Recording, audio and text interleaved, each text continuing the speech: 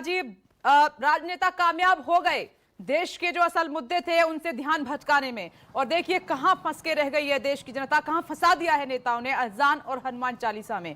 दिल्ली से लेकर मुंबई तक क्या हाल है आप खुद ही देख रहे हैं। धर्म के नाम पर सियासत को चमकाया जा रहा है।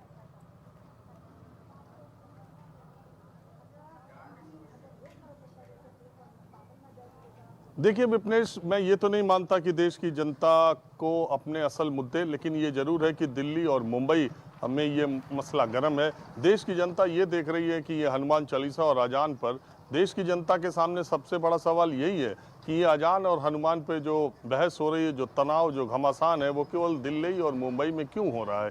देश के किसी दूसरे हिस्से में, मैं उत्तर प्रदेश में पिछले 4-5 दिनों से हूँ, मैंने कहीं नहीं देखा कि अजान और हनुमान पर कहीं कोई चर्चा हो रही हो। हाँ, ये जरूर है कि उसका असर ये हुआ कि योगी सरकार ने यहाँ पर निर्देश दे दिया कि सारे धार्मिक स्थलों पर लाउड स्पीकर उतना ही तेज बजे जब परिसर से बाहर आवाज़ न जाए, और ज़्यादातर जगहों पर इंक्लूडिंग गोरखनाथ मंदिर जो कि जहाँ के वो महंत हैं, वहाँ भी लाउड स्पीकर धीरे है, और तमाम मस्जिदों पर भी लाउड स्पीकर अजान के वक्त धीमे कर दिया गया। और कहीं कोई विरोध प्रदर्शन, कहीं कोई रोष हो, कहीं कोई नाराज़गी हो, ऐसा नहीं है। सारे धर्मों के लोग ये कहते हैं कि भाई सबका कम हो तो हमारा भी कम हो, कोई इससे कहीं कोई दिक्कत नहीं है। सबका ये मानना भी है कि ज़्यादातर पढ़ाई लिखाई या और तरह की दिक्कतें लोगों को लाउड स्पीकर से होती है, तो वो धीरे हो जाए, कहीं कोई बात नहीं है। विवाद मुंबई में शुरू हुआ, उसका असर उत्तर प्रदेश में ये हुआ, लेकिन कहीं आपने नहीं देखा होगा कि विरोध प्रदर्शन हुआ हो, कहीं कोई बात हुई हो।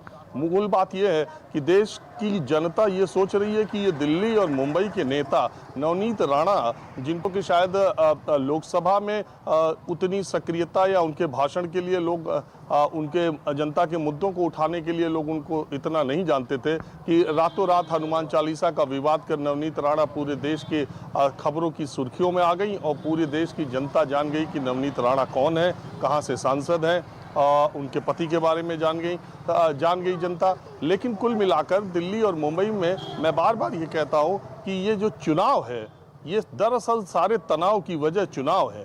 एमसीडी के चुनाव होने, देख ही रही हैं आप, ट्विटर पर हनुमान चालीसा की बात हो रही है।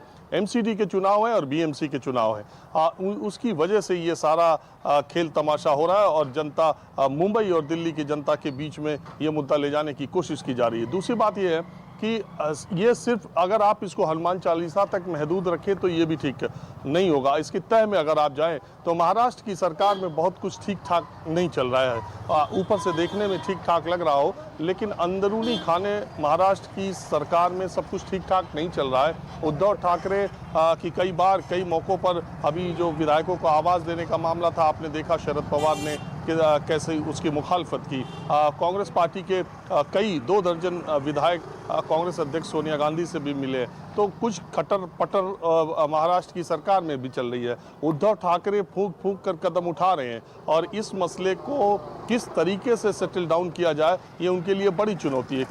क्योंकि कट्टर हिंदुत्ववादी की छवि रखने वाली शिवसेना वैसे ही बैकफुट पर है जब उसने कांग्रेस और एनसीपी के साथ गठबंधन कर लिया। इस गठबंधन के बाद पहला चुनाव मुंबई बीएमसी का होगा, जो लिटमस टेस्ट होगा शिवसेना के लिए कि इन फोर्सेस के साथ जाने में, एनसीपी और कांग्रेस के साथ जाने में उसे चुनाव में नुकसान। बीएमसी में लगातार शिवसेना की धमक कायम रही है, आपको पता है। तो अब पहला चुनाव कांग्रेस और शिवसेना के साथ जाने के बाद ये पहला चुनाव होगा जो महाराष्ट्र का बड़ा चुनाव माना जाता है। तो उस चुनाव में शिवसेना का भविष्य क्या होगा, उस पर वो उसके लिए एक चिंता की बात है।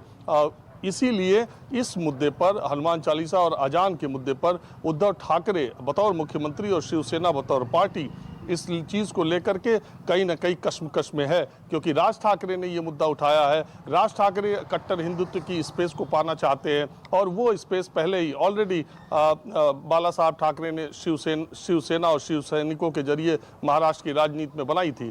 तो ये जो पूरी कहानी है वो सिर्फ अजान और हनुमान चालीसा के इर्द गिर्द आपको दिखाई देती है, लेकिन दरअसल महाराष्ट्र की पॉलिटिक्स में आने वाले दिनों में जो खेल होने वाला है, ये उसकी बुनियाद दिखाई पड़ रही है।